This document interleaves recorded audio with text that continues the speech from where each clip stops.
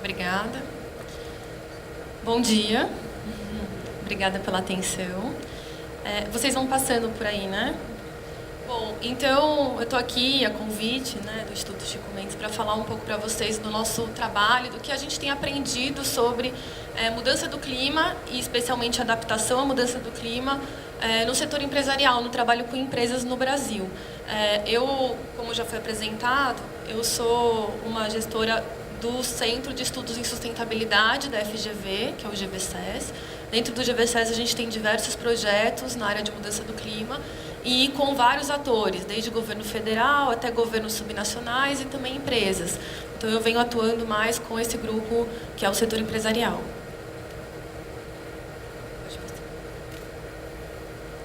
Bom, antes da gente entrar no cerne mesmo da questão, é importante a gente alinhar três conceitos, na verdade quatro conceitos aí que eles permeiam, né, toda a agenda de mudança climática, todo o debate. É impossível falar de adaptação sem falar desses quatro conceitos. Então, o primeiro deles é o conceito de perigo ou evento, né? Então, esses dois termos eles são tratados em conjunto. E os perigos ou eventos, eles são os elementos externos à organização. Então, são, por exemplo, as variabilidades climáticas e os eventos derivados dessa variabilidade. Por exemplo, se chove mais ou se chove menos em determinada região. Isso é dado, não depende da organização ou de nenhum ator que está nessa localidade. A vulnerabilidade, por outro lado, ela trata de todos os elementos internos, né? Então, os elementos que concernem aquela organização, aquela empresa, aquele ator. Então, por exemplo, uma vulnerabilidade ela pode ser derivada da empresa ter maior ou menor capacidade de responder a uma escassez hídrica na região em que ela está localizada, né? Então, ela vai ser menos ou mais vulnerável. E aí, esses dois elementos, então o evento ou o perigo, junto à vulnerabilidade, mais a exposição, quer dizer, o quanto eu estou exposto àquele evento climático, nesse caso, eles compõem o risco, que a gente chama de risco à mudança do clima. Uma vez que o risco se realiza, uma vez que ele se torna real, ele vira um impacto. Né? O impacto nada mais é do que a consequência daquele evento climático para, nesse caso, para a minha organização, para o meu negócio. Então, é importante dizer que a exposição também ela é algo bem concreto, né? É o quanto, por exemplo, eu estou numa zona de encosta quando chove muito. Se eu não estou na zona de encosta, eu não estou exposta. Pode estar chovendo muito onde eu estou localizada, na casa daquela família ou, né, numa planta empresarial, mas não vai ter desabamento, deslizamento de terra, porque eu não estou na zona de encosta.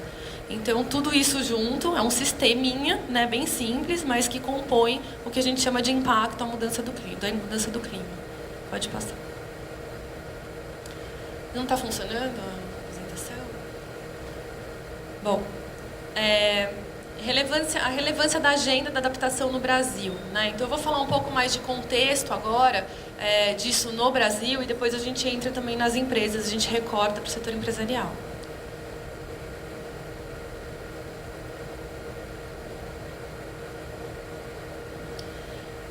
Esse é um estudo muito importante realizado pelo Marcovitch, né, que é um professor, um pesquisador da USP, em 2013, que chama Economia do Clima. E ele é uma referência porque ele é um dos primeiros estudos brasileiros que trata a questão da mudança do clima por um aspecto econômico, né? Então, ele traduz a variabilidade climática, os eventos previstos e os impactos previstos em valor econômico, valores econômicos e impactos econômicos.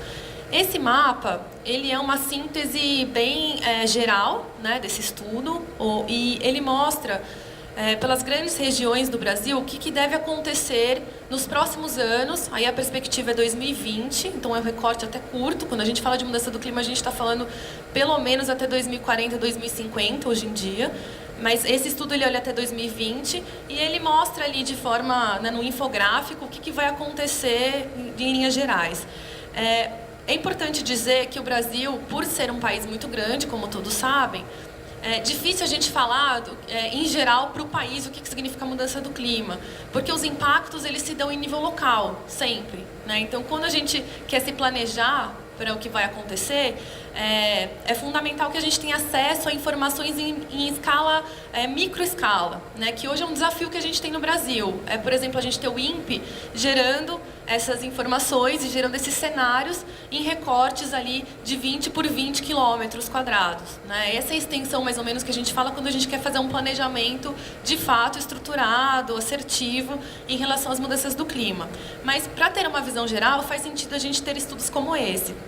E aí, o que chama atenção, né, que no Norte e Nordeste a gente vai ter uma redução do nível de precipitação, quer dizer, a gente tem uma acentuação de uma crise hídrica, né, de secas, que já é mais recorrente nessa região, e aumento do número e da probabilidade de dias secos, enquanto no Sul e no Sudeste a gente tem um aumento de chuvas intensas.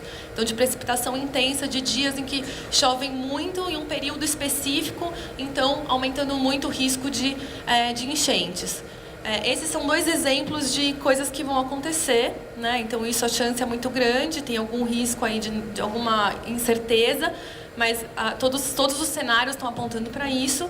E também a gente tem, já acontecendo no Brasil, uma mudança na qualidade do solo, né, devido justamente à mudança em precipitação, a deslizamento de terra, erosão do solo. Então, culturas que eram muito favoráveis em determinada região, elas já estão migrando, como é o caso do café, né, no Brasil, da cana. Então, a Embrapa também tem feito estudos muito importantes, mostrando que isso já é real e que vai se acentuar rapidamente no Brasil essa transição de culturas ao redor do território. Pode passar. A gente tem aí, então, alguns dados mostrando que, nesse estudo, né, mostrando que a gente tem pode passar. A gente tem um montante aí de aproximadamente 1,5 milhões de pessoas no Brasil que foram diretamente afetadas entre 2000 e 2007 por eventos extremos relacionados à mudança do clima, e a gente tem um prejuízo econômico para a economia brasileira nacional de aproximadamente 2,5 bilhões de dólares nesse mesmo período. Então, a gente está falando de algo economicamente muito relevante. Não é só um aspecto, não é uma agenda científica, né, de pesquisa biofísica, é uma agenda de pesquisa econômica, e as empresas estão cada vez mais conscientes disso. Para terminar essa questão do contexto nacional, também algo que quebra um pouco os mitos que a gente tem, né, como brasileiros, de que o Brasil é um país que não tem desastre quase, porque a gente não tem furacão, a gente não tem tufão, a gente não tem terremoto. Mas, apesar de tudo isso, a gente aparece em 8º lugar na lista de países com maior quantidade de desastres registrados no ano de 2013, né, que é esse relatório importante sobre desastres. Essa é a última edição de 2013. E ainda, que desastres são esses, né, a pergunta que surge. Então, assim, 53% dos desastres são relacionados à estiagem, né, então a seca prolongada, e 33% relacionados a enchentes. Então, a gente, em geral, a gente não associa enchente, seca, a desastre, né? Mas todos os relatórios internacionais da ONU, enfim, das instituições de pesquisa que estão estudando para isso, consideram, sim, seca, estiagem, enchente como desastres muito críticos, cada vez mais críticos. Pode passar. Aí um exemplo bem claro, né, de como então as enchentes são, sim, desastre, né, e como elas impactam a economia. Esse estudo, também realizado por um pesquisador da USP, pelo professor Haddad, mostra que cada ponto de alagamento na cidade de São Paulo gera um prejuízo para a economia nacional de aproximadamente R$1 milhão de reais. Isso significa que a gente não tem prejuízo só na economia de São Paulo, só porque a gente não consegue passar com o carro, não consegue distribuir produto, porque tem perda de infraestrutura, mas que, como a gente, claro, é uma economia totalmente conectada nacional e internacionalmente, há um prejuízo às cadeias todas de valor que dependem muito de São Paulo, do Sudeste do Brasil. Então, a gente tem um problema sistêmico, né, econômico sistêmico, e que é muito difícil de resolver, porque a gente tem que olhar para a escala local e atuar em cadeia nacional. A gente tem um ponto muito importante no cenário nacional da regulação, né, para essa agenda de adaptação à mudança do clima, que é a Política Nacional de Mudança do Clima e Adaptação. Pode passar. Pode apertar todos, vai ter uma animação aí até o final. E aí que desemboca nesse ano em um momento muito importante também, que é o lançamento do Plano Nacional de Adaptação. Essa é a grande referência que a gente tem hoje nacionalmente para essa agenda. Esse Plano Nacional de Adaptação ele foi construído em um grupo de trabalho que contou com 18 organizações, todos os ministérios foram envolvidos, né, inclusive o Ministério de Minas e Energia, e ele teve um processo aí de diversas reuniões, de consulta pública, e finalmente ele foi publicado em 2016, e ele é aí uma grande referência para atuação em nível federal, em nível subnacional e para todos os agentes econômicos. Ele traz como premissa uma elaboração de que só é possível realmente lidar com as vulnerabilidades, reduzir vulnerabilidades e criar resiliência em nível nacional se houver uma ação articulada de todos esses atores que eu mencionei, né, e que as empresas são um agente fundamental para essa atuação, para construir resiliência. E tem várias razões para isso. Pode passar, a gente vai falar um pouco mais disso. A gente também tem feito no GVSES um trabalho com diversos atores, não só com empresas, e a gente está construindo uma plataforma de informações para adaptação à mudança climática, um sistema nacional de informações que está sendo construído em parceria com o Ministério do Meio Ambiente, e no âmbito desse projeto a gente mapeou os atores que estão hoje deliberadamente atuando em adaptação à mudança do clima. Então, que dizem que estão, que tem um projeto, ou que tem alguma iniciativa, que se envolveram em algum projeto de outra organização. E aí a gente chegou a um número de 144 organizações, e esse gráfico, ele mostra para a gente que a grande maioria desses atores ainda são representantes do governo federal e de instituições de pesquisas e universidades. A agenda ainda está muito concentrada, né? A gente tem poucas empresas atuando de fato nessa agenda, e a gente tem também muito pouco de governos subnacionais atuando, especialmente dos municipais, que é onde, na verdade, a coisa aperta mais, porque é no nível local que a atuação precisa ser feita. Então, a gente tem aí um ponto de alerta, né, nessa agenda, algo que precisa mudar nos próximos anos. Pode passar. Bom, entrando aí, então, no setor empresarial. A gente tem visto cada vez mais o setor olhando e identificando riscos que são significativos, que são materiais para o negócio. Então, esses riscos eles são de diversas categorias. Então, tem riscos operacionais que estão sendo já identificados, porque já estão acontecendo, né, inclusive. Riscos reputacionais, financeiros e mercadológicos, né? São essas 4 grandes categorias que as empresas têm olhado e têm correlacionado com eventos da mudança do clima. E aí, tem uma outra razão também para as empresas estarem cada vez mais entrando na agenda. Já está acontecendo um movimento por parte do setor financeiro, né, de investidores, então, requisitando informações sobre como as empresas estão lidando com riscos climáticos para definir taxa de juros, para definir se o capital vai ser ou não liberado e até para priorizar investimentos. Então, esse tipo de informação já está sendo requerida via índice, o Índice de Sustentabilidade Empresarial, o ISE, via o CDP, o Dow Jones é outro índice que olha para isso, que já está requisitando. Então, as grandes empresas elas já têm que fazer esse monitoramento, já têm que ter um plano para lidar com esses riscos climáticos. E tem pode passar. Então, aqui são os grandes marcos para a agenda empresarial de adaptação. Esse tema, adaptação à mudança do clima, que é como a gente responde, né, como a gente lida com os eventos climáticos para que as perdas e danos sejam reduzidas e que para possíveis oportunidades sejam exploradas, ele começou a fazer parte aí do universo das empresas mais ou menos a partir de 2011. Claro que no cenário internacional, na América Latina, as coisas começaram a acontecer e estão se animando agora, né, muito tempo depois. Mas eu gostaria de destacar aí 2 marcos mais recentes, que eu acho que interessam muito as empresas no Brasil. Um deles é a elaboração de uma norma ISO para adaptação, que está em andamento, né, num grupo de trabalho internacional. Então, quem conhece como funciona a ISO, é bem o padrão ISO mesmo, tem um grupo de trabalho internacional com os grupos nacionais. É um processo lento, mas estima-se que em 2 anos deve haver uma norma ISO no mercado. E também, agora, na última COP, que foi a COP de Marrakech, que acabou na semana passada, foi lançado um primeiro veículo para financiamento de ações de adaptação no setor empresarial. Quer dizer, é um fundo em que o setor empresarial pode tirar dinheiro, pode receber dinheiro para implementar suas ações para redução de riscos. E esse fundo aí começa com um montante de 500 milhões de dólares, então é um elemento fomentador para a ação no setor, certamente. Bom, esse slide a gente vai passar rápido, são só alguns exemplos, né, de como os impactos estão acontecendo, que impactos são esses que estão sendo percebidos pelas empresas brasileiras. Então, um muito direto que pega no bolso é o aumento nos custos de seguro, né, principalmente o setor agro já está lidando com isso. Então, em regiões do Brasil, o valor do seguro já aumentou de acordo com o risco ao qual o produtor está exposto.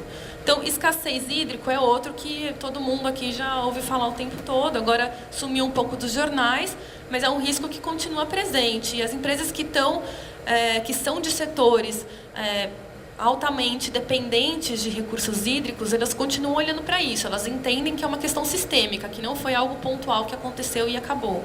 E que tem a ver, sim, com a mudança do clima. A gente viu, né, lá no mapa, todos os estudos mostram que a mudança no regime de chuvas é algo real no Brasil e que vai, sim, aumentar a escassez hídrica em diversas regiões, especialmente Norte e Nordeste, mas no Sudeste a gente também sente por questões locais, né? Pode passar. A gente tem, então, muitas motivações para as empresas hoje estarem começando a desenvolver seus planos de adaptação de forma integrada ao planejamento estratégico. Então, identificação de oportunidades e riscos, eu já mencionei. Tem também um avanço aí na agenda do setor público, que é parte do PNA, do Plano Nacional de Adaptação, mas que envolve outras ações estaduais e locais. E aí tem a demanda por informações que eu já mencionei também, né, por disclosure. E aí tem também um reconhecimento sendo feito, acontecendo da alta gestão das empresas, então do nível de diretoria, do conselho, do board, né? Agora, as barreiras, elas também são muito reais e são grandes, né? Então, as empresas elas estão lidando com isso, estão buscando soluções em parcerias com outros atores, em parcerias entre elas, mas muitas vezes ainda tendo dificuldade de entender de fato quais são os riscos e as vulnerabilidades aos quais elas estão expostas. Então, uma grande lacuna é de informação. Então, eu mencionei antes que a gente está construindo, junto com o Ministério do Meio Ambiente, uma plataforma de informações em adaptação, porque muitas vezes não conseguir informações sobre cenários climáticos ou não entender esses cenários, não conseguir fazer a relação com o negócio, é uma barreira que leva à inação. A empresa desiste, porque a incerteza é tão grande, a informação é tão descasada da realidade, né, de escala local, que a empresa fala, eu não consigo tomar decisão nenhuma com base nisso, então a gente não vai atuar nessa agenda. E aí tem também uma grande dificuldade de prazo, né? As empresas, o setor empresarial está acostumado e faz parte dos seus processos fazer planejamentos para daqui 5 anos, né? 10 anos assim no máximo. Alguns setores só de infraestrutura estão olhando para 10 anos. Como eu falei, quando a gente fala de mudança do clima, não faz sentido a gente recortar um período de 10 anos. A gente precisa olhar pelo menos 30 anos daqui para frente. Porque senão a gente perde a perspectiva de tendência, que é fundamental. A gente acaba olhando fatos isolados e tomando decisões muitas vezes erradas nesse sentido. Então é uma mudança de cultura organizacional que precisa acontecer. E esses gestores estão lidando com isso. Pode passar. Bom, como a gente está hoje, então, no Brasil, né? Como a gente está em um panorama do setor empresarial? A gente tem empresas, como eu já falei, um grupo ainda de empresas pioneiras e grandes empresas. Essa é uma agenda que não chegou às PMEs. E essas grandes empresas elas estão olhando basicamente para riscos diretos, quer dizer, riscos que impactam diretamente a empresa, como, por exemplo, impacto em infraestrutura, perdas de ativos nas plantas, nas unidades produtivas. Esses são riscos diretos, são exemplos, né? E também riscos de curto e médio prazo, justamente por essa dificuldade de olhar para o longo prazo. E aí elas estão olhando para a cadeia de valor só quando há alguma coisa também muito evidente, né? Então, os riscos indiretos e os riscos que ficam por trás dessa análise mais imediata, eles estão sendo riscos obscuros aí nessas análises todas. E também, pode passar mais um. a questão das medidas, como a gente chama de no regret e soft measures, quer dizer, as medidas no regret são aquelas que fazem sentido de qualquer forma para a empresa, né? Independente se as mudanças do clima, os eventos climáticos extremos se intensificarem e forem mais frequentes, essas medidas elas vão trazer benefícios de qualquer forma, né? Então, o que é, por exemplo, uma medida no regret? É, por exemplo, diversificar a matriz energética, então investir em fontes que diminuem o risco energético, né? Então aumentam a segurança energética e diminuem o custo para a empresa.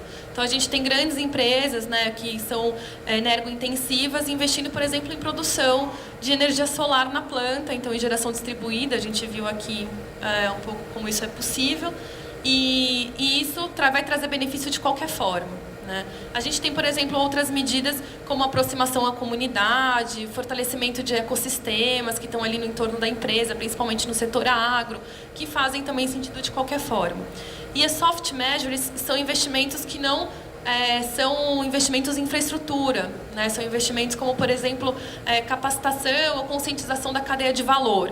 Então, que são valores mais baixos, que não comprometem aí ativos de longo prazo. Pode passar.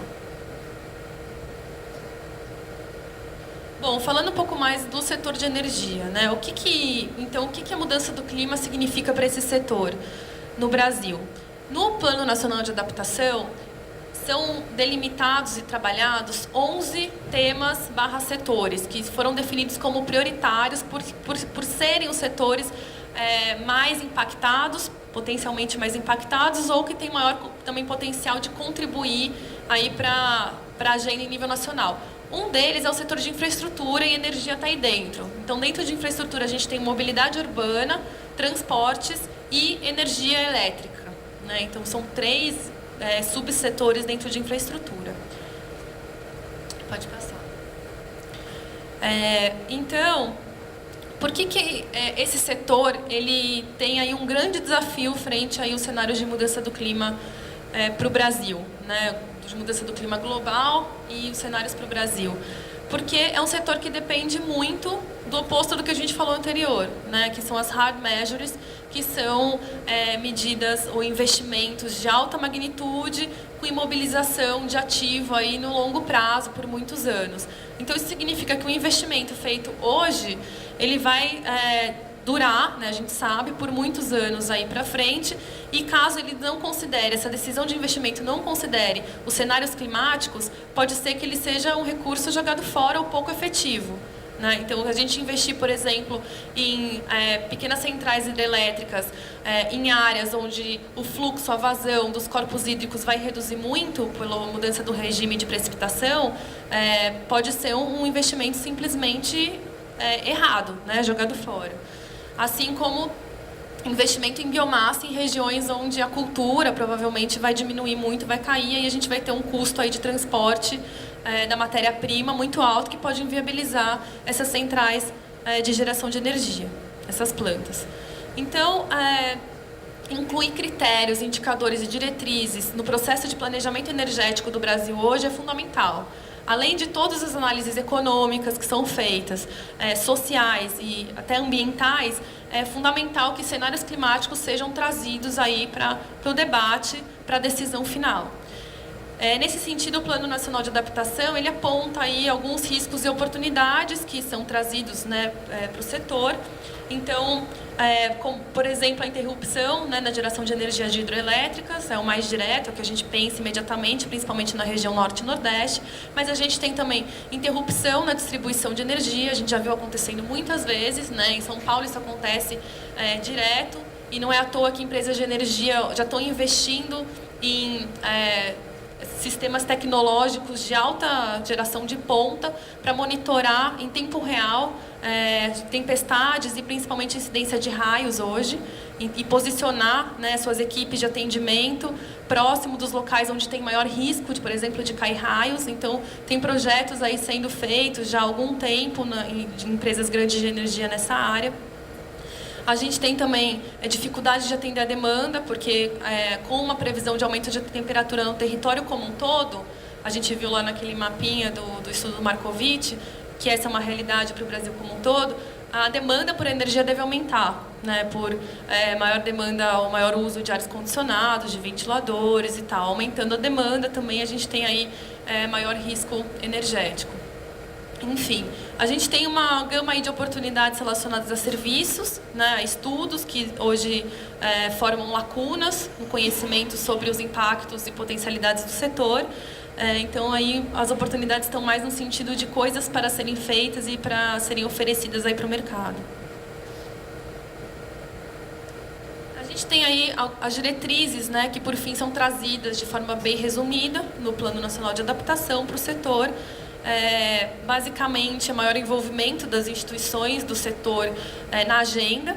Então, claro que tem aí um processo de capacitação, de conscientização e também de geração de estudos mais específicos para o setor e que envolvam essas instituições, a governança mesmo, né, de energia que a gente tem hoje no Brasil, os estudos específicos de riscos à infraestrutura, e a gente tem também como um gap, ferramentas de planejamento. Como eu disse, é fundamental inserir os indicadores, diretrizes, critérios no processo de planejamento energético, mas como isso deve ser feito, né? A gente não tem muitas referências e nem ferramentas para isso.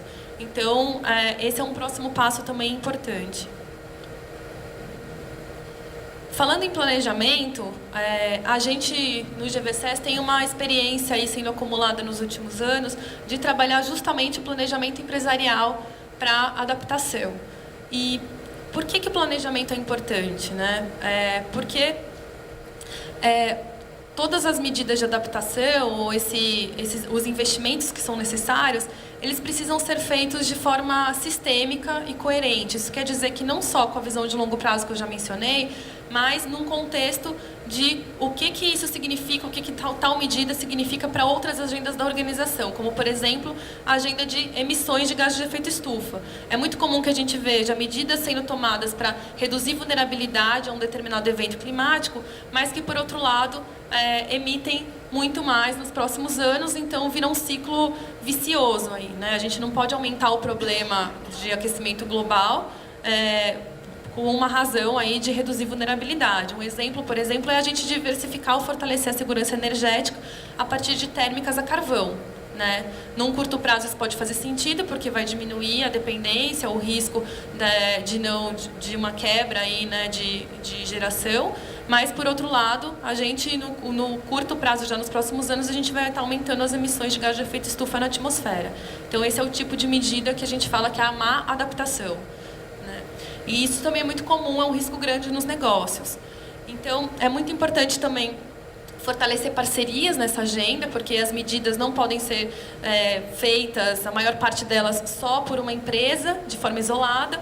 Ela precisa de parcerias com a sociedade civil, com a academia, e isso também é uma mudança de cultura, e por isso o planejamento ajuda muito nisso. E também condizentes com a realidade local, né? Essas medidas precisam ser não só com o negócio em si, mas precisa considerar outras ações que estão acontecendo ali em nível local. E aí, para isso, a gente desenvolveu, junto com um grupo de aproximadamente 30 empresas que estão trabalhando com a gente nessa agenda, um ciclo e uma ferramenta de apoio ao planejamento. Um ciclo bem simples, né, que passa por uma fase de diagnóstico, de entendimento das vulnerabilidades da empresa, dos eventos e dos perigos, e também dos cenários climáticos, o que está previsto aí para os próximos anos. Aí por uma fase de elaboração do plano e de implementação desse plano, quer dizer, de investimento, de realização das medidas para fortalecer a resiliência. Pode passar. Aí a gente desenvolveu casos com 8 empresas, né, que elaboraram seus planos de adaptação, então implementando. Elas estão em níveis diferentes, em estágios diferentes. Pode passar de novo. Então são essas empresas aí que já estão implementando os seus planos, né? São de diferentes setores, então foram processos muito ricos de aprendizado, tanto para os gestores, para a equipe envolvida, quanto para a gente da academia. E aí, uma dessas empresas é a de energia, que é a Copel, e a gente tem também a CSN fazendo um estudo bem voltado para a energia, porque é um setor energointensivo. Pode passar. E aí, só para contar para vocês um pouco o que a Copel, por exemplo, está enfocando no seu plano de adaptação. Eles fizeram um estudo olhando para duas cidades específicas do estado do Paraná, né, em que eles têm aí uma operação importante, e eles consideraram temporais com ventos superiores a 80 km por hora, porque é um evento que deve acontecer, deve se intensificar com mais frequência nos próximos anos. Temperaturas altas, escassez de chuvas e chuvas intensas. Então, parece até contraditório, né? A gente falar de escassez de chuvas e chuvas intensas.